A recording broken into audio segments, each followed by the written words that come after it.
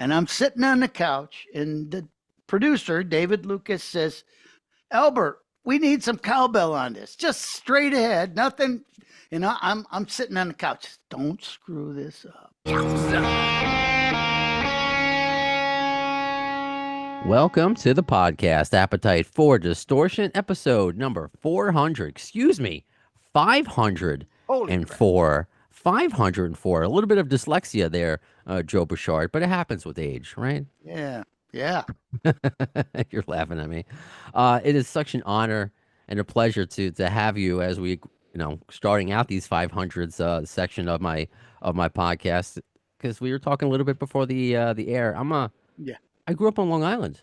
I Mm-hmm. mean, co-founder of Blue Oyster Cult right here with me. I mean, what an honor.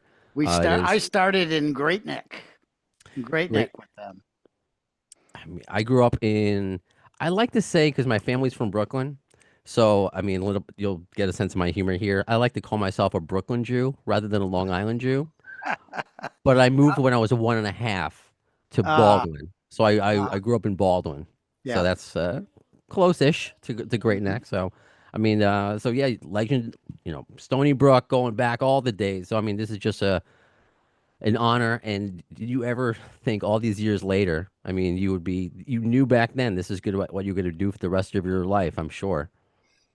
Well, I really had a desire to do this music thing. And I'm stunned. I'm stunned at my advanced age, over 5 decades in, um, that I still enjoy it as much as I did when I was 14.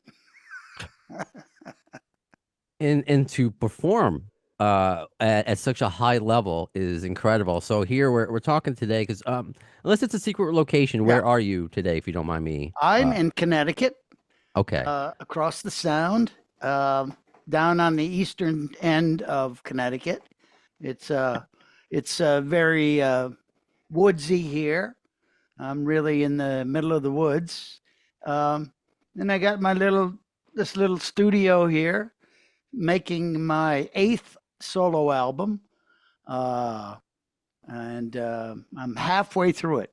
So I'm about halfway through it, just finishing up the last 6 mixes.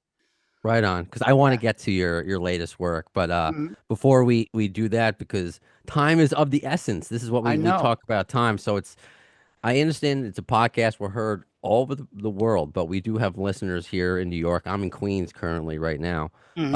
The Cutting Room in New York City. So that's going to be this Friday as we're recording this. So I'm probably going to put this out either later today or tomorrow. We're recording this April 22nd. So the 25th, which is a Friday, the Cutting Room is the second annual Raven Drum Foundation benefit. To my listeners, the Raven Drum benefit probably sounds familiar because I've been very fortunate to have had both Rick Allen and the founders of the Raven Drum. Rick Allen, of course, from Def Leppard, and his wife Hmm. Lauren Monroe, who Yeah. a singer-songwriter as well, been on the show, as well as Matt Sorum, former Guns N' Roses, who's taken part in Hmm. this benefit. So this is going to include, which is great, because second annual, which means more to come. Oh So yeah. it's going to be not just it's raising funds and awareness for first responders. And before I don't want to lose this because there are people like, oh, I live because I have people listeners in other countries. Go to ravendrumfoundation.org. They have events year round. You can help out wherever you are. You don't actually have to be at this event, but if you happen to be at this event, you'll meet Rick, you'll meet Lauren, you'll get to see Peter Chris. Peter Chris. Yeah, he's getting the Concert and Legacy Award. We gave him his career. they What do you op- mean they, by that? well, they opened a whole summer with Blue Oyster Cult. They were the opening for the middle act, and we were the headliners. The middle act was Nazareth from Scotland. Sure. Wild bunch. And let me tell you, it was a wild tour. Wow. What? Their That's first an tour, insane. their first national tour. Kiss, Nazareth, and Blue Oyster Oyster Cult. Cult. Yeah, That's a a whole fantasy summer. lineup. Do you Yeah, fantastic. Can I ask if you remember, or is it one of those like if you remember it, you really didn't enjoy it? Do you Oh, remember I a certain remembered it. Yeah. how? I would go and watch Kiss every night, and we loved Nazareth. They were like our brothers, and yeah, yeah, it was great, Uh, Learned Of all course, about showbiz. Those I can Kiss only. guys were yeah, they had it down. Oh Great yeah. looking show. Yeah, a whole summer of Kiss in their earliest days. What did you make of? Because now it's, not to, well, of course, we'll go back on track here, but what did you make of? Because nowadays, the weirder you are, it doesn't even matter. There's no shock value. Yeah. But with Kiss and the makeup and the demon and the Oh, fire, what did you make of that? Did you think it was cool right away, or you're oh like, what is yeah. this? Well, no, I missed the first night. First night was New Year's Eve. And for some reason, I was next door in a restaurant having some German food or something. And I missed, but I heard about it. So the next show we played was, I think it was the Michigan Palace in Detroit, and which is a famous show because that was like when they first started breaking through, and they did their live album that year, and you had Kiss Alive, but so I go to the back of the room because everybody told me about you got to see Kiss, got to see Kiss. So I go to the back of the room and nobody knew who I was. I was way up in the balcony and I'm watching this thing and I say, "Holy mackerel! That's incredible. That's powerful." Yeah. So I'm looking forward to Friday. I get to see Peter Chris again after all these years. That was How long has it been since '74. you've seen Yeah. him? Is it what you think it would be like just catching up with an Well, old friend, like you haven't missed a last beat? time I saw Peter Chris was at Ace Frehley's house. I used to live next to him in Connecticut, and I would go to Ace's house and we'd jam a little bit. It was a fun time. It was a lot of fun. He lost his driver's license, so he Mm, couldn't go anywhere. So I was the closest guy he could call, if he was really bored. So that was the that's last funny. time I saw Peter Chris, which had to be I don't know, 1980 something, early 80s. Oh Yeah, wow, a lot of catching up 80 you're gonna something. do Yeah, April, yeah. this for this Friday. So And yeah, now you got yeah, he's so so yeah, yeah, he's all getting these that people. legacy award, and Yeah, you're gonna be there. Your brother's gonna be there. yeah, Albert, who's actually been on this podcast. yeah. I wish Oh, cool. Yeah, many yeah. years ago. I wish I could tell you. I remember Well, specifics you've about the. done 500 podcasts. I've had a lot. Can I, you remember them all? no, I can't. Oh my, my memory is shot. I admit it. Most of my listeners are like, "Do you even uh, remember?" I remember.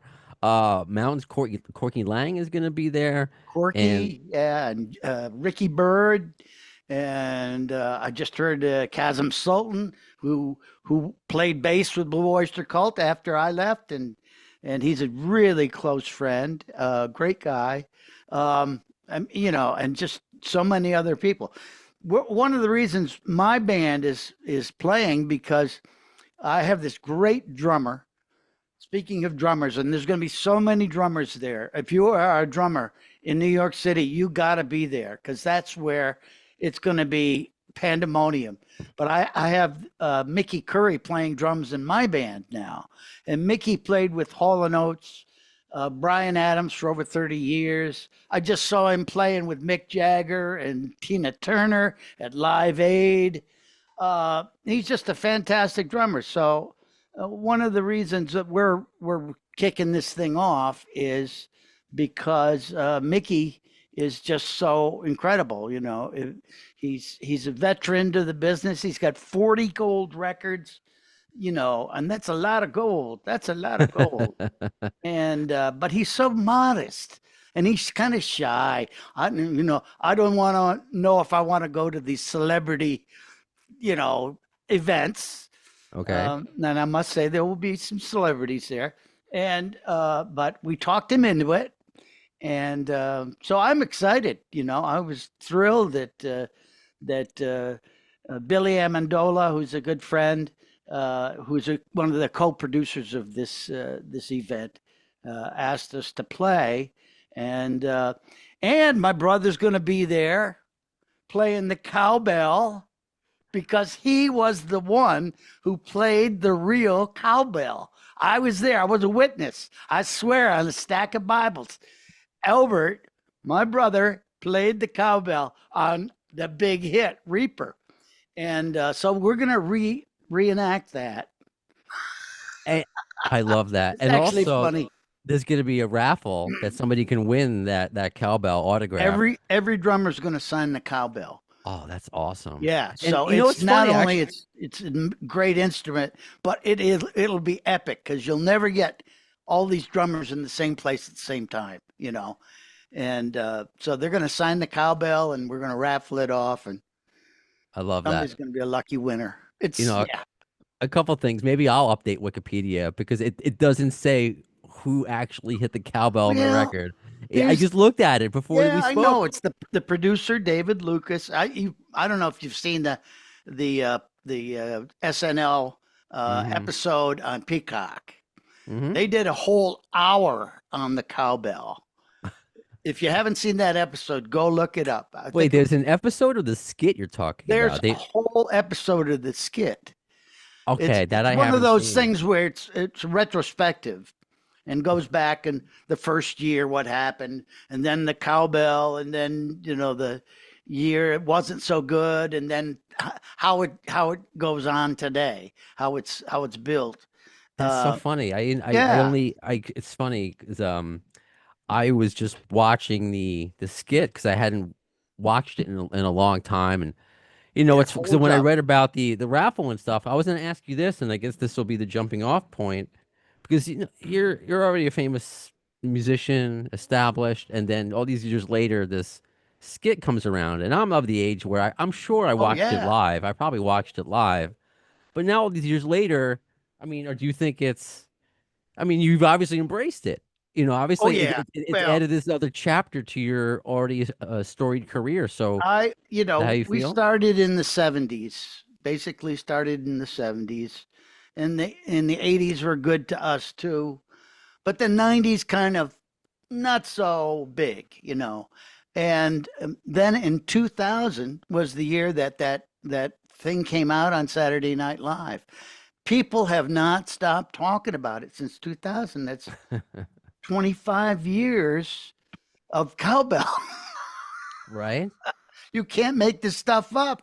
You know, I we I you know. know we were just what I thought was recording our really our best song, and we had to make it. I mean, we had to make it work. And we had the production team. We were recording at the record plant in New York, and I'm sitting on the couch, and the producer David Lucas says, Albert, we need some cowbell on this. Just straight ahead, nothing.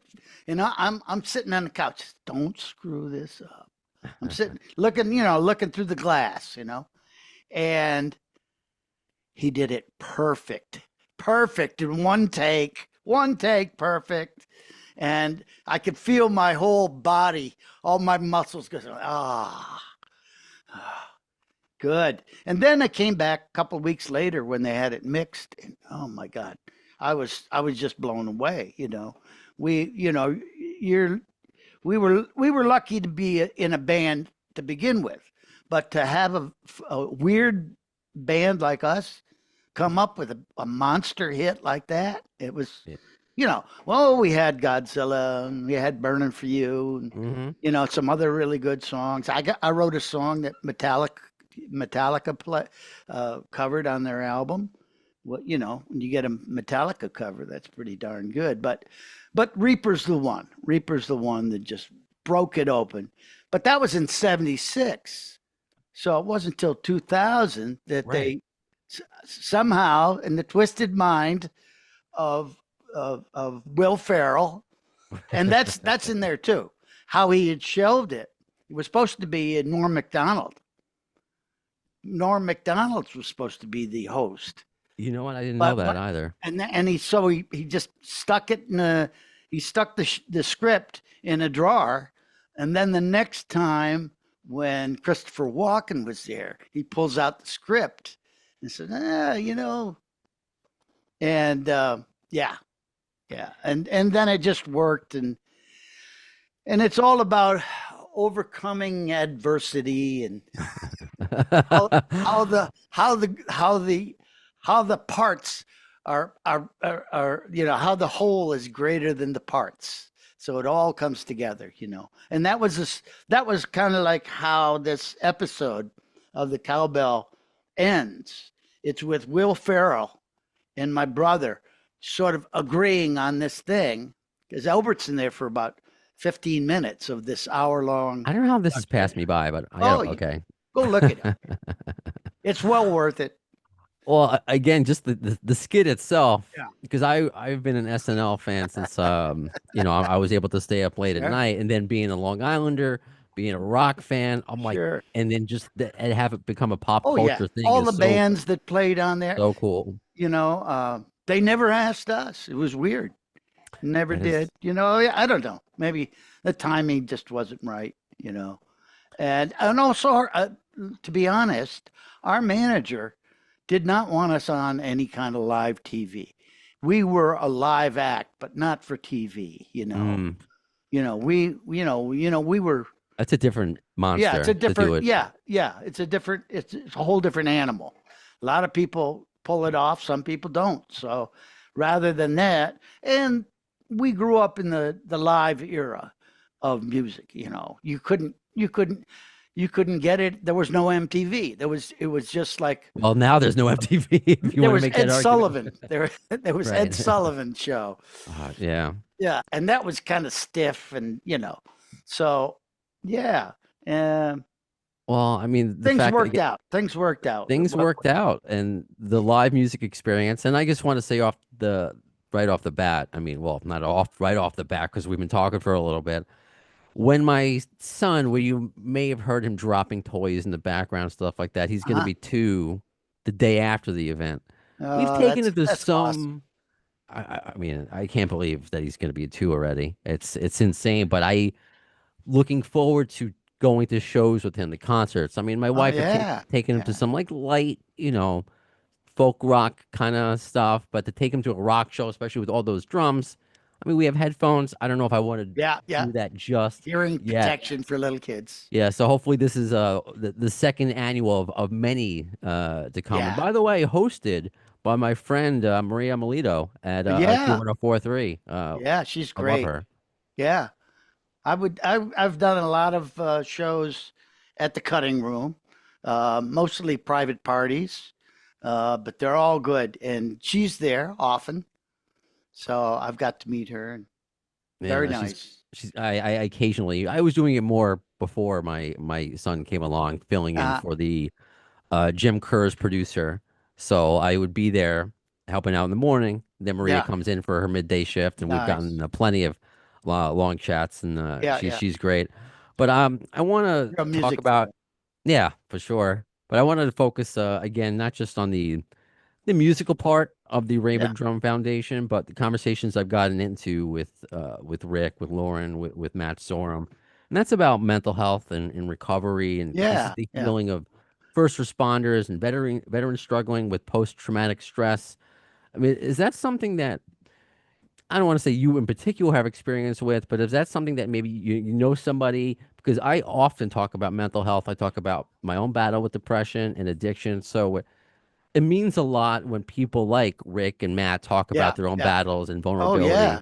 So if you could talk about What perhaps a what yours, a what a miracle Rick Allen's story is, right? It's it's beyond belief. Um yeah, I mean, have and you it's had all your good. own? But Well, what about you? Have you had any? I feel like I've been blessed. I did go to Iraq though. I did do shows in Iraq in 2010. Oh I wow. did I did 10 shows in Iraq, and it was much more dangerous than I thought it was going to be. It was Mm, they first of all they send you you get a letter from the US government that says uh in now that you're coming up on your tour, we have a few things we have to discuss. Number 1, if you die, you cannot sue the US government. And I'm so what? well, this is serious, and Is it worth the because it was a cowbell? kind of a variety. Hey, speaking of cowbell, when we did the shows in Iraq, Mhm. every night it was a different soldier playing the cowbell. Awesome. Yeah, Awesome. That's the yeah, connection, 22. man. That's the And connection you want to make.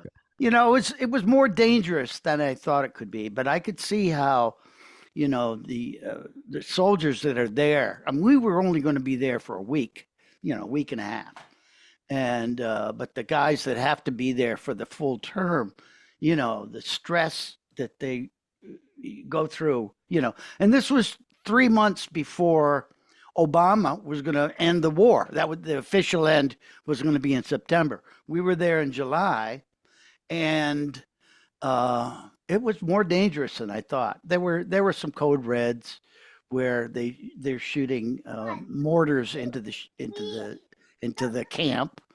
I thought we're going to go to the Baghdad Hilton, play in a nice air conditioned ballroom, and Like you're come Bob home. Hope or something? Like Yeah.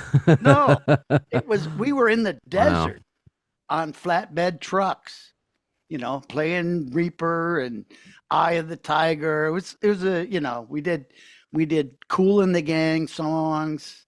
Uh, Orleans was like the backup band. I had Elton John's guitar player, Elton John's drummer.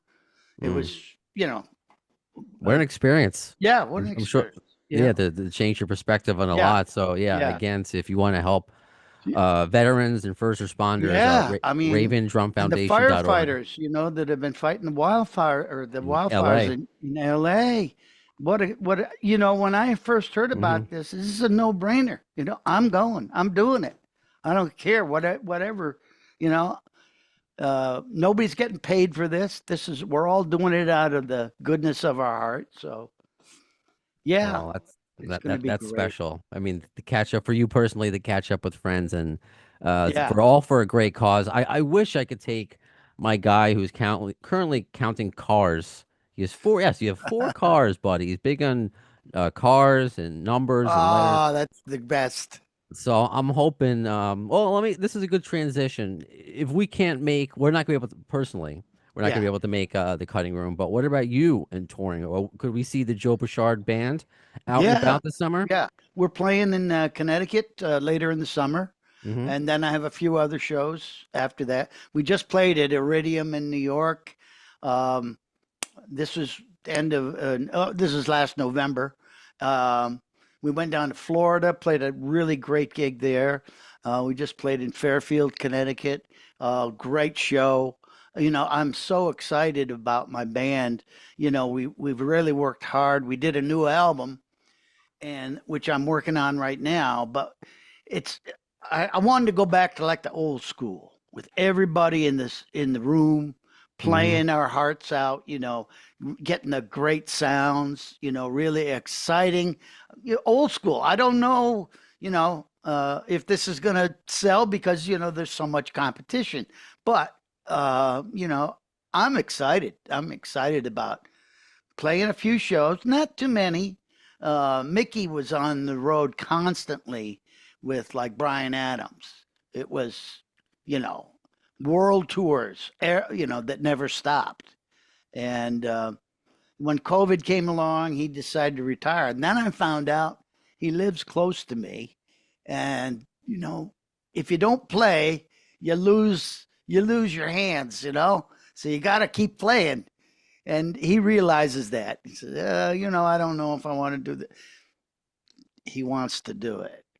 So Okay. yeah, yeah, yeah. All right, that's special. We'll keep I mean, a lookout on your yeah, website, right? yeah, All right, for personal dates and yeah. I mean I don't know if you could. JoeBouchard.com. I'm sure you can't put an ETA because you said you put you have half the record done, but are you hoping this year or next Yeah, year? Are you in thinking? the fall. Oh, in the fall. Okay. Yeah, yeah. All right. Sorry We've if I got missed some that. interesting things happening, and you know, got to make some videos, Right on. maybe some animation. Just stuff. The songs are really personal to me, and I think they're very visual. So Well, I'll watch it now. I'll show Yeah, you him now yeah. with he's playing. Hey there, how you Listen. doing? Well, now he dropped the truck, so it's not as exciting as it Yeah, was before. But if anything, I would love to just get him more because something that's not Miss Rachel. So I'm looking forward to him playing him some new Joe. So yeah, I look forward to it. And yeah. before we get out of here, of course, as you know, we use a 6 degrees of GNR bacon. That's what I call it here. Oh, You know, okay. anything connected to Guns N' Roses, just to make it a little different. And of course, we spoke about Matt Sorum. Matt Sorum has he's not going to be there on Friday, but he's participated in Raven Drum Yep. Foundation benefits before. You know Matt? You've have you played Well, with him? we did do it was a private party in New York, and I was talking to him. Hey, you want to play Godzilla? You know that song Godzilla? He says, yeah. I ended up playing with Marky Ramone though that night. Marky Okay. was one of the guests. I was one of the guests. Matt Sorum had a what was that? Freddie Camp Freddie. Yes. You remember Camp Freddie? They were all there. Hmm. It was a fun show, and yeah, yeah. Okay. That's cool. And let me ask just like a generic thing because you've would you say this is your fifth decade in Yeah, making music? yeah. What did you think of that whole 80s rock scene with the hair and then, Guns N' Roses coming in? Were they even on your radar? Was that kind of style on your radar? Or were you kind of just It doing your it own thing? started just about when I was retiring. Uh, I the '80s thing. What bothered me was the hairspray. We'd have a dressing room all set up, and all the guys wanted to do their hair up, and we'd have a whole tray of great caterings laid out, and they'd be spraying their hair, and the spray would fill up the dressing room. That's where that was at. Well, No, but I like the old rock and roll, and of course the early metal, the Sabbath and the Zeppelin, but you can't not that first Guns N' Roses record, pretty darn mm, cool. right Lots on. of good stuff there. Yeah, Appetite. And Yeah. oh, and before I lose it, because I looked it up, what Metallica covered, because you mentioned before, Astronomy on Astronomy, yes. on Garage Inc. Did they contact you guys beforehand, or are they No, able to? No, no. they're just They able to they just. did actually they did contact the management office, and they got the lyrics because they didn't know exactly what the lyric. They wanted to make sure they got it right. But next thing you know, I get a cassette in my mailbox, my post office box, and I put it in the car, and I'm driving down the road, and I'm hearing, oh my God, oh my God, James Hetfield is singing my melody, the melody that I invented as I was walking on the beach on Long Island, and then Lars's drums come in, and like, oh my God, it just blew my mind.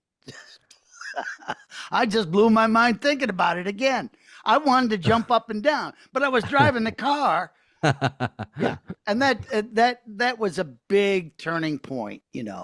Um, at that time, I was working in a publishing company, and it was fun. I learned a lot, but I was hankering for more rock, I Mm. guess. And to get a song on a Metallica album that they did so well, um, you know, was was a real thrill. And it said to me, I got to write more songs. I got to write more songs. So I Yeah, called up. I called up Ian Hunter. of course. He's been on the Who, show. yeah, a nice, great guy. We Mata knew him Hoople, from awesome. way back, and I said, Ian, I got this Monday night thing where I sit around and I write songs with Neil Smith and Dennis Dunaway from Alice Cooper. Hmm. We had this like Monday night sessions that we would write songs. I said, "Come on, let's go write some songs." And we ended up. I ended up co-writing with Ian, 4 different songs, and that was a lot of fun. And but then you write 4, and then you got to write another 4, and then you got to write it 6, and then you got to write. Wait a minute, now I've got 10 new songs. Got to do an album, and you put it out, and You know, I, you get a lot of interest. My YouTube channel's going through the roof. I got a over hundred 100. thousand, over Yeah, a I hundred saw that. thousand. It's crazy. Wow. Yeah, thank you for reminding me to Yeah. mention that the YouTube channel because I just crossed 8,000, so I'm working hard on that. Yeah. So hopefully I this was gets me stuck like at about 1,000, 2,000. But the last 2 years have been really good. I'm just putting out more consistent stuff, and the band sounds great too. well, so much coming from you. And the first thing without even just talking about the music and the performances, your passion, the fact that it's still so there and palpable, like I feel it through the Zoom. It's so cool. It's getting. I now I Well, wish I want to go I am again. honored. I am honored to be on your podcast because I've seen some of the guests that you have. You have great guests, and 500. Holy mackerel! Yeah, 500 Oh for yeah, I'm lucky yeah. and yeah, because I mean I started before I started working at Q104. But if Mhm. you go to their website, the podcast section, I'm right next to Jim Kerr, and it's just it's Yeah. very special and to go back, I guess, to tie everything in with the bow. Just when I was a kid in the car with my dad, how I got into rock and roll, listening to Q1043, and before Guns N' Roses, before Metallica, before I got into the harder stuff. There's Blue Öyster Cult. There's Burning for You. There's Mm. Godzilla. There's just you have been a staple of whether it was WBAB, which I also worked at, just of Long Mhm. Island, and then Oh that just yeah, and BAB. the fact that you guys are still played is just a testament to the music and you as a performer is just I can't wait to see you live. I'm excited. It's always good when an I interview gets you excited. I'm excited for you. Well, So. that's good. That's good. Yeah, it's all good. Right on. So, Joe Bouchard, thank you so much for being on this episode of Appetite for Distortion. When will you see the next one? In the words of Axl Rose concerning Chinese democracy, I don't know if soon is the word, but you'll